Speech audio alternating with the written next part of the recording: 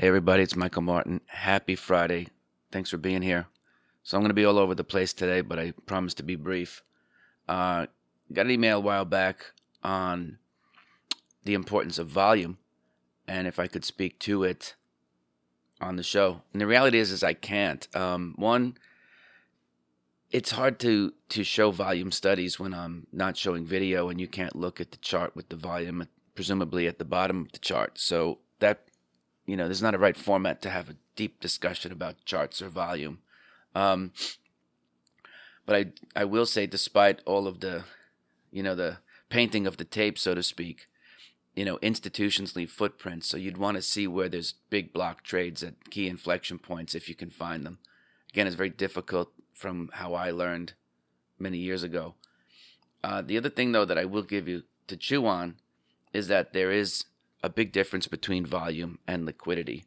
So when you study volume, you have to, that's like what an accountant does. Here's everything that's happened, and let's take a look at what we know is after the fact.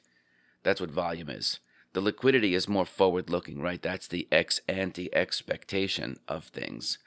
And so you find out sometimes the hard way that when you have a position and you want to get out of it, the volume isn't there on the other side of the market for you to move your inventory.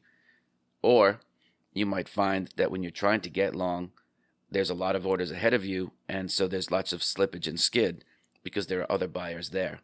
Normally, folks feel that that's a good thing. They say the worse the fill, the better the trade, because at least you know that there's other people there in size.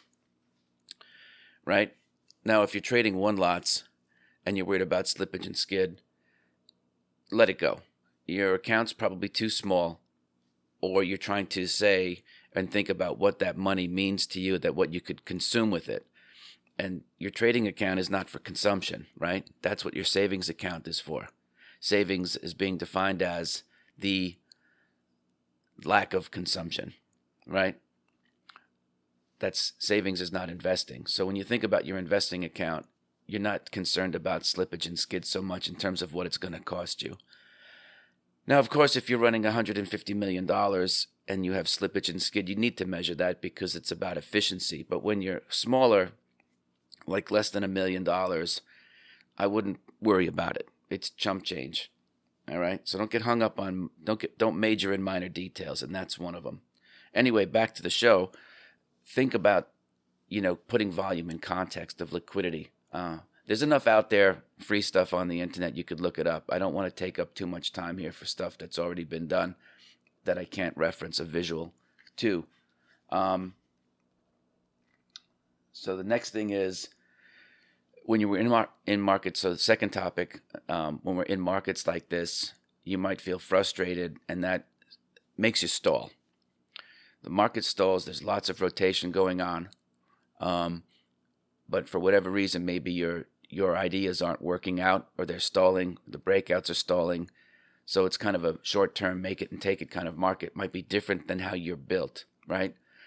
So I'll just remind everyone that I think if you want to trade like a pro or get pro results, what the pros think about is playing superior defense. I'll say that again. Professionals are experts in playing superior defense.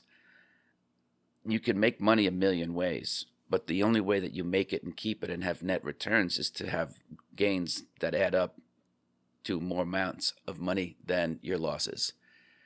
And it's just another way of saying to keep your losses small, which we've beaten to death, I think, on the show, is you can't get romantically connected to these names. You've done a lot of research, you have hopeful expectations, but don't start fantasizing about how things are going to work. Not in this market, right? You have to be prepared that it might have a short little 2, 3, 4, 5% breakout, and then that's it. And you have to be very, very prepared to put in your protective stops so that if they do stall or reverse, that you take the risk off. 2, don't be afraid to use a time stop, right? We talked about that on the show. You can go look it up. So that might help you also, increase your performance. But the other thing that I find works very, very well for people is to have personal goals. When you need a shot in the arm, you can give it to yourself.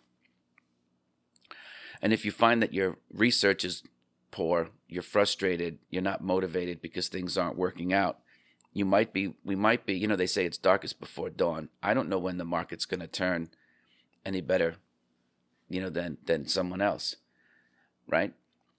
But what you can do to improve the quality of your own analysis is to think about what it means from the 30,000-foot view.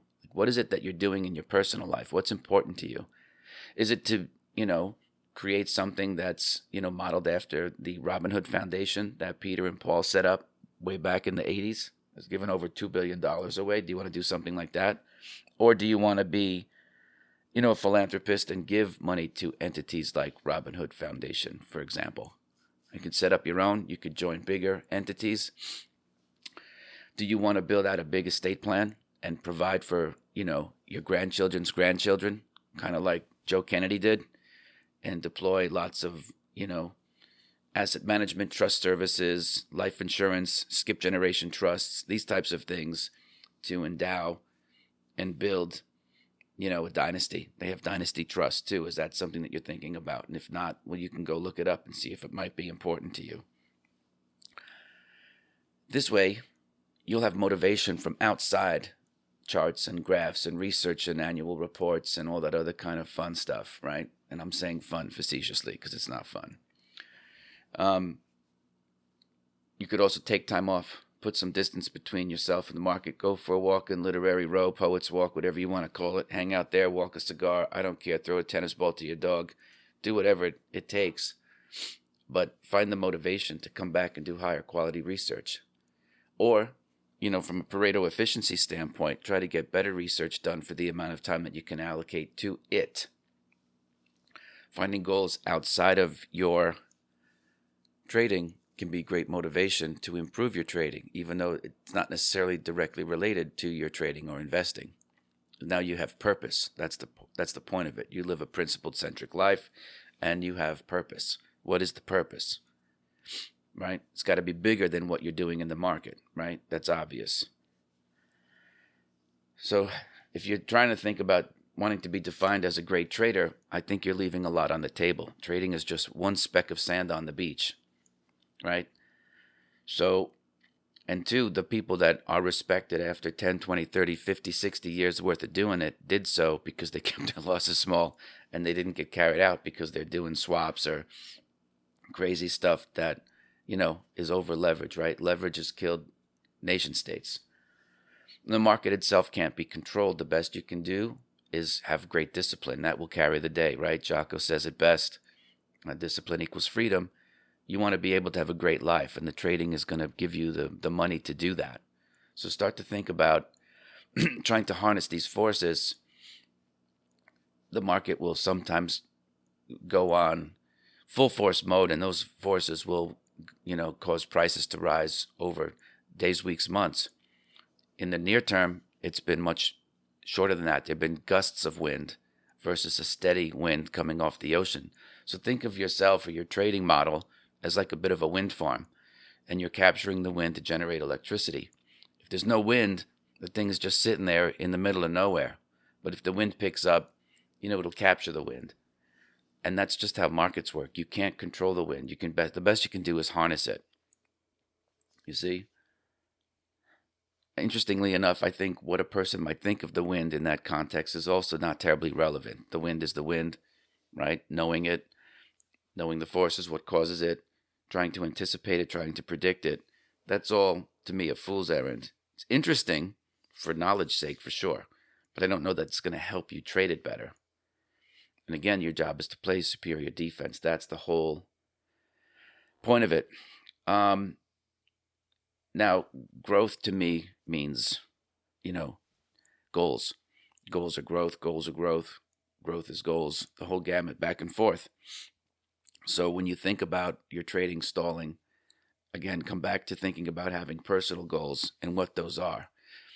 And if they don't intimidate you a little bit, I don't think they're probably goals. They're probably tasks, right? We talk about it before, and I kind of say tongue-in-cheek that installing yet another monitor isn't really a goal. That's a task. You go to Best Buy, order the thing, it shows up, you connect it, right? So think of goals as really a function of doing something better or differently than you're doing. Improvement, right? Efficiency, those can be goals. those can be measured. And what gets measured can get improved, right? I didn't come up with that. I'm borrowing it from somebody else, but this is all kind of goes into it. And so if you think about that, what are the things you want to achieve in your personal life? You can use trading as the vehicle to do that, right? So that's that. Lastly, a few of you wrote about Robert Mundell. Yes, I took 2 classes with him at Columbia. He was a great guy. He was very unassuming for his skill and for his reputation. You know, he was a rock star then. He eventually won the Nobel Prize in 99, I think. I found him very affable. Found him hilarious. He had a very thick Western Canadian accent, you know, going out and about and this and that. Great personal stories.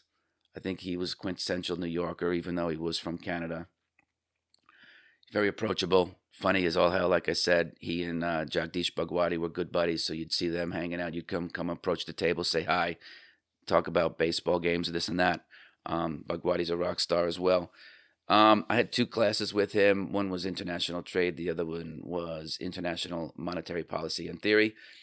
You know, I couldn't take a lot of that and turn it into trading tactics, but it was very, very amazing stuff to hear him go back and explain Mundell-Fleming, then do the derivation, then talk about the euro, which he referred to as the EQ, the European Currency Unit, you know, at the time before I think it got the formal name. So he went through all this stuff. It was quite remarkable to sit, and I think, you know, so I, you know, mourn his loss. He was a great guy. What I learned with Mundell and some of these other guys is that you shouldn't skimp on your education, right? When you think about what you want to learn, you can buy all the $97 courses you want from, you know, Masterclass and Udemy and lynda.com and all that kind of stuff. And I think that's information. And sometimes there's a benefit to getting the information all in one spot because it can save you time, money, and effort. But what I have found is that that information is oftentimes found for free. You could also times get that in a good book. But what threw, you know, everything into sharp relief is that you can't get the wisdom. The wisdom usually comes from a person who's been there, who's been around the block, who's super thick skinned, lots of gray hair. You know the analogies. And so when you think about whatever it is that you're doing personally or professionally, you know, try to seek out the folks who have the wisdom, because the information in and of itself is useless until you know how to apply it. And so that means you need contextual, you know, basis for these types of things. Anyway, I appreciate you all writing and this and that for various reasons. It's appreciated. It's always good to get some good feedback. If you want a free copy of my audiobook, The Inner Voice of Trading, I can't give you away the other one because I don't own the rights to it. So I own the rights to the audiobook. That's why I can give it away. You can get that at Martin Chronicle for free. If it helps you in your journey, that's great. If there's something that you're working on that you're frustrated with, you need help with, you need some direction, sometimes I can point you in the right direction. Sometimes I cannot. Not giving out advice on specific instruments or how would I handle a certain trade. If you have such a question, you can reach out. There's a contact form on the website. I'll try to point you in the right direction if I can. Otherwise, I wish you a great weekend, and I'll see you Monday.